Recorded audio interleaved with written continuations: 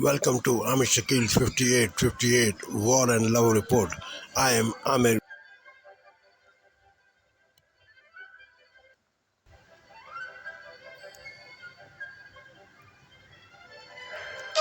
South Africa's president says the deaths of 74 homeless people in a fire in Johannesburg should serve as a wake-up call on inner-city housing.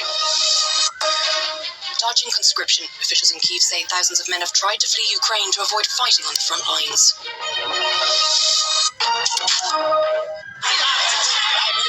South Africa's President Cyril Ramaphosa visiting the scene of the tragedy in Johannesburg's central business district. The disused building there had become a temporary home for hundreds of homeless people. Ramaphosa described the fire as a wake-up call on inner-city housing. My deep condolences to the families of those who have passed away and those who are injured, and I do hope that the investigations into the fire will enable communities and authorities to prevent a repeat of such a tragedy. As the tragedy unfolded in the early hours of Thursday morning, people were seen throwing babies from upstairs windows. At least 12 children are known to have died. By Thursday evening, 74 bodies had been found, with fire crews describing 10 of them as burnt beyond recognition. The search for more victims continued on Friday, with the emergency services predicting the death toll would rise. Refusing to fight in the war despite societal pressures and warnings from authorities. Officials say thousands of eligible Ukrainians are dodging the front line amid a difficult counteroffensive. These evaders are fleeing the country and have paid thousands of euros to avoid conscription. Like Ivanishenko, who deserted the army and left Ukraine 1 month after he volunteered to fight against invading Russian troops. Моя мотивація до війни була в першу чергу зв'язана з тим, що я є патріот України. Тобто я хотів воювати за вільну Україну, але побачивши всі ситуації, які проходять там, кров і тому подібне, я зрозумів, що я лякаюся цього, я не можу це витримувати психологічно. Volkan Maryenko's father is already fighting on the front. He says he escaped conscription because he had to take care of his family. І я для цього прийняв рішення, те, що потрібно зараз виїхати, доки мені немає 18 років, щоб мене пропустили на кордоні. Тому що якщо щось станеться з батьком, то я залишаюся єдиною опорою для своєї мами і для своїх сестер. Там фінансова підтримка або ж моральна. Approximately 6,100 men have been caught attempting to leave the country with forged documents to avoid participating in the war. Since the beginning of Russia's full-scale invasion, authorities have detained 13,600 people trying to cross the border. On Thursday, Italian Premier Giorgia Meloni visited a Naples suburb where organised crime wields influence, and 2 girls were allegedly raped repeatedly by local youths. Meloni promised to improve safety in the Parco Verde neighbourhood in the town of Caivano, where the girls, cousins aged 11 and 12, were allegedly assaulted. Meloni met the parish priest and other community leaders. She promised that an abandoned, rundown sports complex where some of the assaults are said to have taken place would be repaired and operational by spring. Meloni's visit comes as an attempt to affirm her right-wing government's efforts to combat organised crime.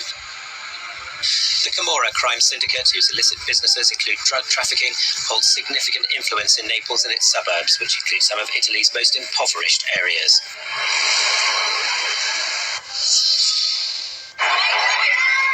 Joe Biggs, former leader of the extreme right-wing US group the Proud Boys, has been sentenced to 17 years in prison for his part in the assault on Capitol Hill. Another prominent member, Zachary Rehl, was given a 15-year term at the end of the 4-month trial in Washington. They're the second and third longest sentences to be handed down over the January 6, 2021 attack. The men claimed they were simply following Trump's instructions and that they were also being held responsible for the violence of others. In Greece, the Hellenic Coast Guard rescued 28 people found in a rubber dinghy in the Aegean Sea northeast of the island of Samos on Thursday. The migrants, 16 men, 4 women, 5 boys and 3 girls, were taken to the port of Malagario on Samos. They were all in good health. They were subsequently taken to a holding facility on the island. Thursday's operation was the latest in a series of at-sea rescues carried out by the Greek Coast Guard in recent weeks.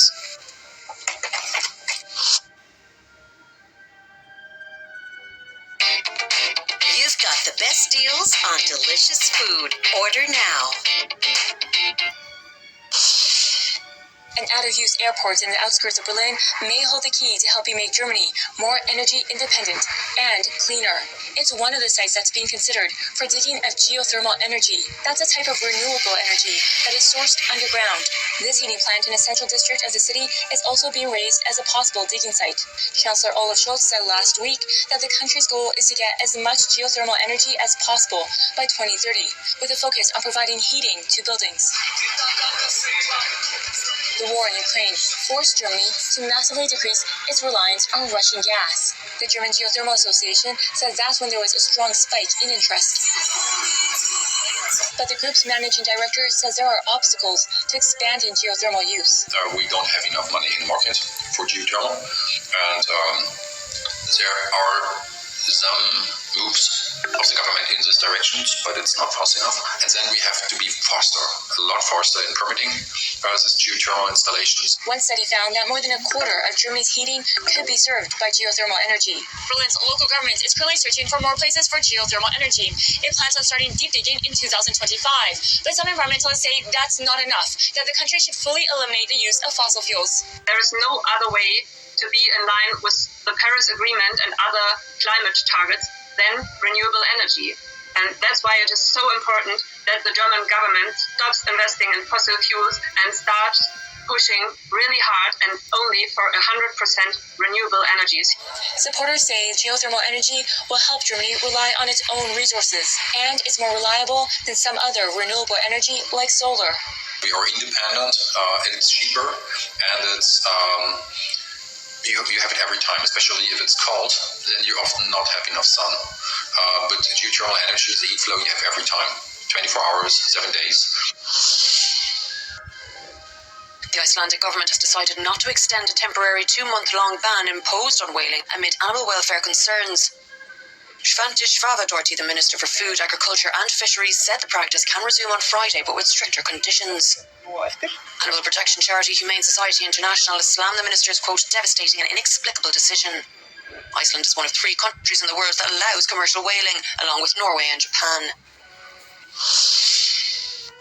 Appreciated by tourists, loathed by locals, self-service e-scooters are finally being removed from the streets of Paris. Friday, September the 1st is the deadline imposed by city authorities for companies to collect their two-wheelers from around the French capital. It follows a referendum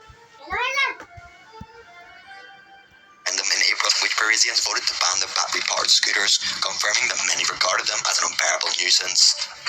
On a commencé le retrait de nos 5000 trottinettes dimanche dernier et peu à peu on va laisser dans les rues seulement nos 5000 vélos en libre service. Donc on retire principalement la nuit entre 22h et 6h, entre 400 et 500 trottinettes par jour avec 6 à 7 agents qui travaillent spécialement sur cette opération. Paris is the first European city to take such drastic action. Residents have complained of riders zigzagging through pedestrians and causing accidents. The scooter firms say they will deploy their products elsewhere. A ban of electric scooters comes into effect on Friday in Paris. Following a vote back in April, locals complained that the nifty way to get around town is causing a nuisance. Urban mobility in Europe is a dynamic and developing sector, but finding alternatives to car travel in cities is proving divisive between the public and private sector. That's what each city in Europe is looking for, replacing car trips by more sustainable modes. And that kind of data exchange and that kind of understanding based on facts is currently still under development. Paris is not the first city to introduce a ban. Copenhagen originally banned e-scooters, but they are now allowed in the city centre under stricter conditions. The best way to have better grip on the use of e-scooters is to introduce a kind of licensing scheme that allows for a sustainable procurement of these services. And there we have many examples from cities across Europe that introduced such a licensing scheme. Data on the use of e-scooters is still uncharted, something urban planners want to make more transparent in order to improve safety and sustainability. The important question we need to ask is, do e-scooters create a shift from individual car use to a more sustainable mode? Like, how many car trips have e-scooters replaced? We know that's the case for public transport, for bicycles. They really create a shift to more active, sustainable modes. For e-scooters, that picture is not clear yet. A broader trend is that European cities are turning their attention to pedestrians.